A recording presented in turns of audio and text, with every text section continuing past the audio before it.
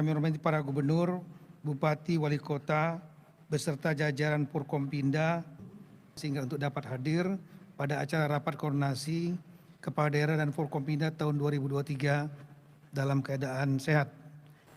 Yang saya hormati para gubernur, bupati, wali kota, pertama-tama saya ingin menyampaikan ucapan terima kasih yang sebesar-besarnya atas kerja keras kita dalam menangani pandemi. Alhamdulillah pandemi berhasil kita kelola dan kita kendalikan dengan baik.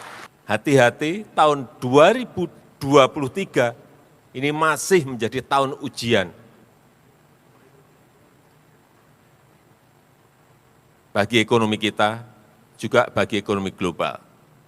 Hati-hati, semuanya harus hati-hati, harus bekerja keras semuanya, mendeteksi informasi-informasi dan data-data yang ada di lapangan, sehingga jangan sampai kita keliru membuat kebijakan. Sekecil apapun kebijakan itu harus berbasis pada data dan fakta-fakta di lapangan. Sekarang yang menjadi momok semua negara adalah yang namanya inflasi. Ini momok semua negara. Dan patut juga kita syukuri, inflasi kita terakhir di angka 5,5%. Ini patut kita syukuri berkat kerja keras kita semuanya. Sehingga saya minta seluruh gubernur, bupati dan wali kota bersama-sama dengan Bank Indonesia terus memantau harga-harga barang dan jasa yang ada di lapangan. Sehingga selalu terdeteksi sedini mungkin sebelum kejadian besarnya itu datang.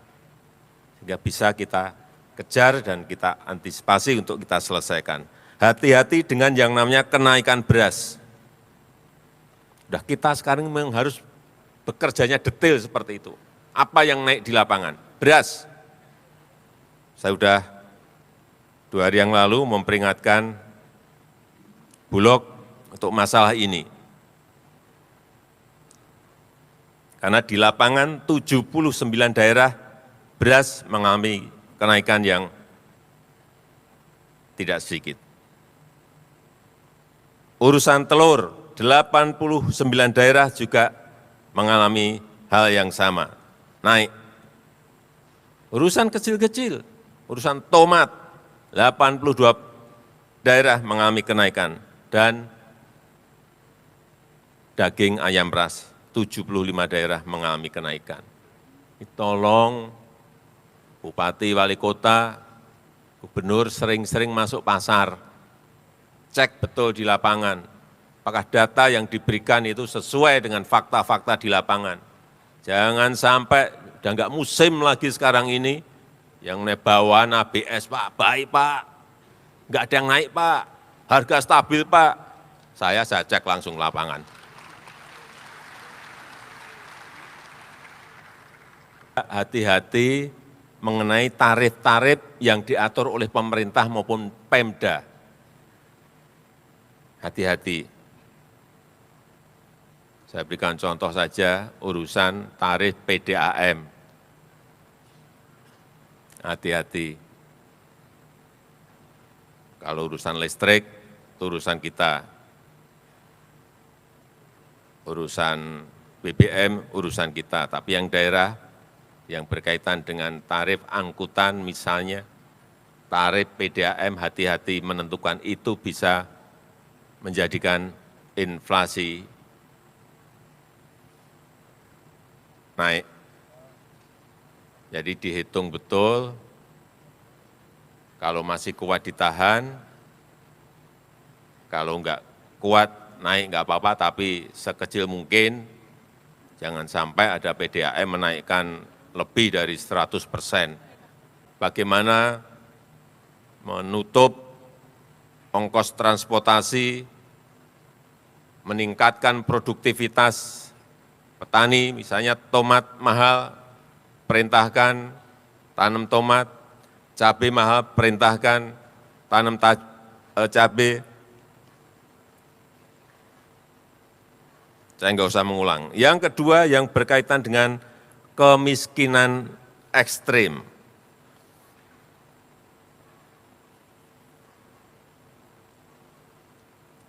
Saya kira data siapa yang miskin ekstrim ini di daerah sudah ada semuanya. Dan sampai di desa sudah punya semuanya.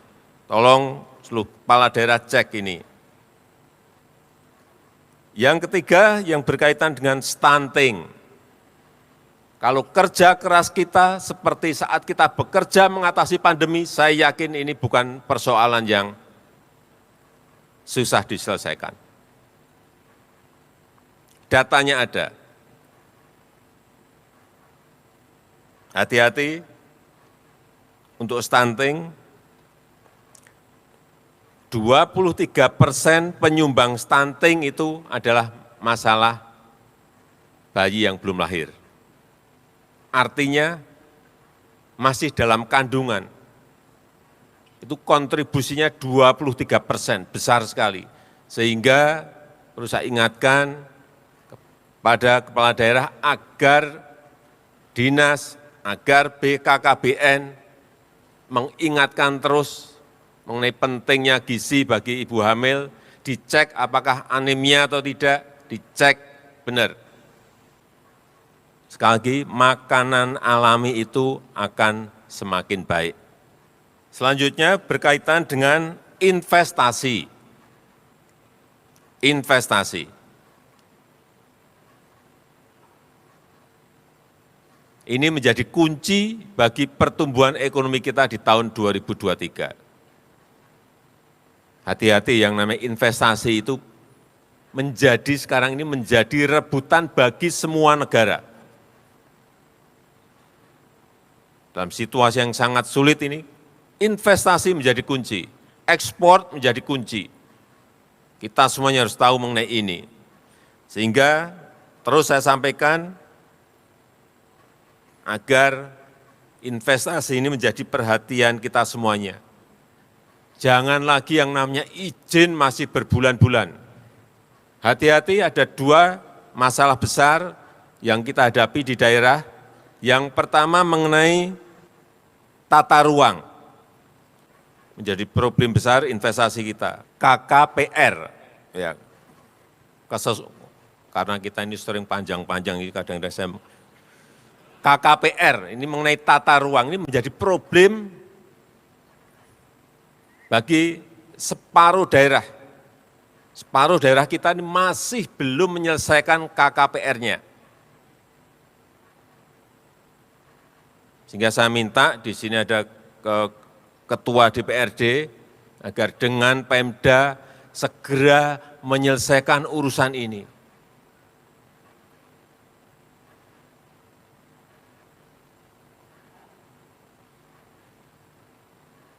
Yang kedua, urusan investasi ini adalah masalah kalau dulu namanya IMB, sekarang namanya PPG. P, persetujuan bangunan gedung. Namanya itu sudah gonta-ganti dan ini yang ruwet kita. Nama itu 2 kata itu cukup lah, izin gedung gitu, itu sudah.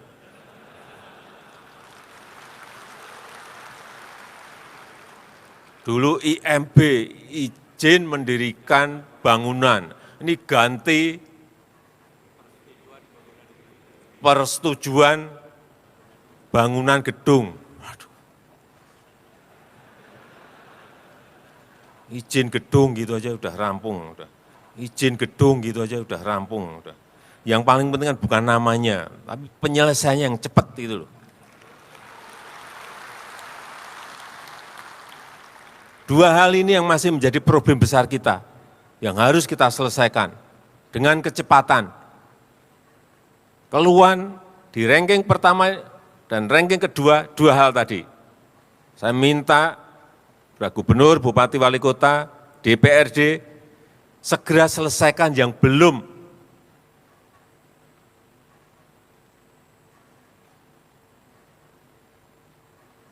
Jangan ditunda-tunda.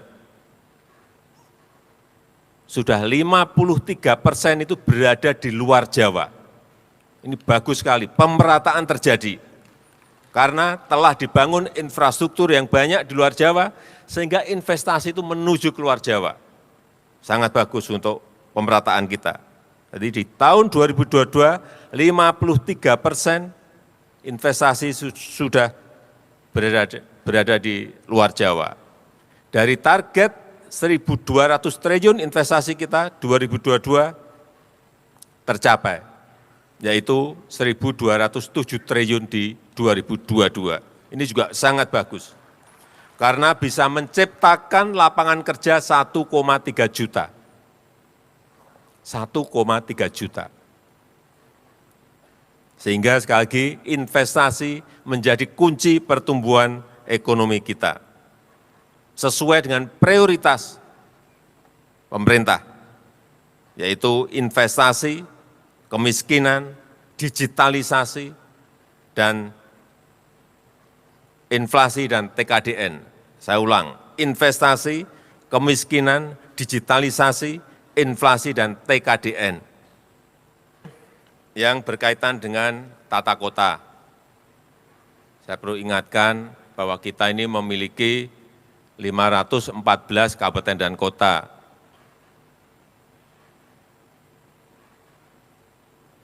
Dan sekarang provinsi juga sudah tambah. Dari total sudah berapa provinsi, Pak? 38 provinsi. Hati-hati yang namanya tata kota. Seluruh kabupaten dan kota itu harus mulai mendesain kotanya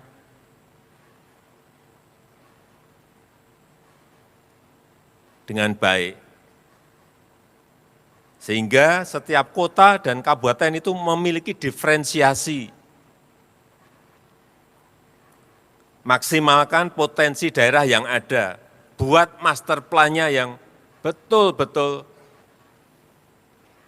memiliki visi ke depan. Jangan semua kota dan kabupaten kita ini sama semuanya. Namanya memiliki brand yang hampir mirip-mirip. Ada Beriman, ada Berhiber, ada berapa lagi? Berseri, ada berapa lagi? Ber, semuanya. Buatlah brand kota sesuai dengan potensi dan keunggulan kita masing-masing. Bisa misalnya kota pisang, kenapa tidak?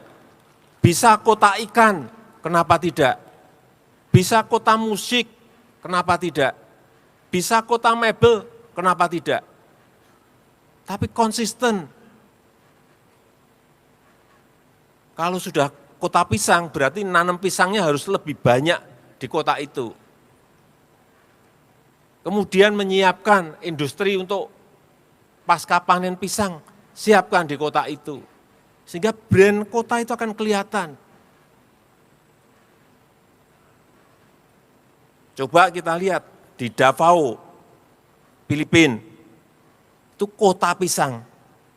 Di semua tempat adanya hanya pisang. Industrinya pisang. Tarian pisang. Semuanya pisang aja. Sehingga kalau orang mikir Davao, pisang. Di High Point, di North Carolina, di Amerika, ada yang namanya High Point. Itu setiap tahun mengadakan pameran mebel terbesar di dunia.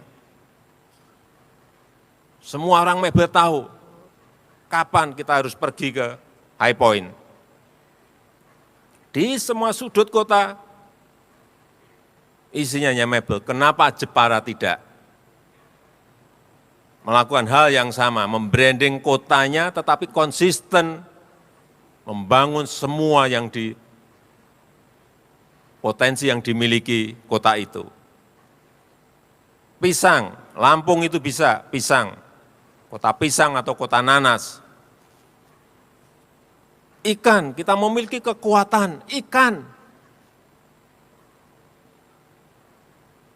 Kalau di Jepang ada Tsukiji, fish market yang betul-betul sangat terkenal, semua orang tahu. Kenapa di Ambon, di Maluku Utara tidak ada yang menyiapkan branding ini? Kita ini memiliki banyak, sehingga perlu yang namanya master plan disiapkan. Di Minneapolis, di Minnesota, di Amerika juga sama. Satu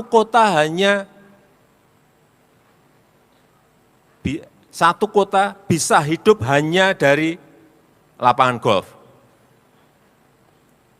Ada 37 lapangan golf di situ. Orang ke situ hanya golf, golf, golf. Private jet ke situ hanya golf, enggak ada yang lain. Kenapa di kita tidak berani ada yang mulai membangun ini? Murah modalnya, hanya cari rumput aja udah. Pasang rumput.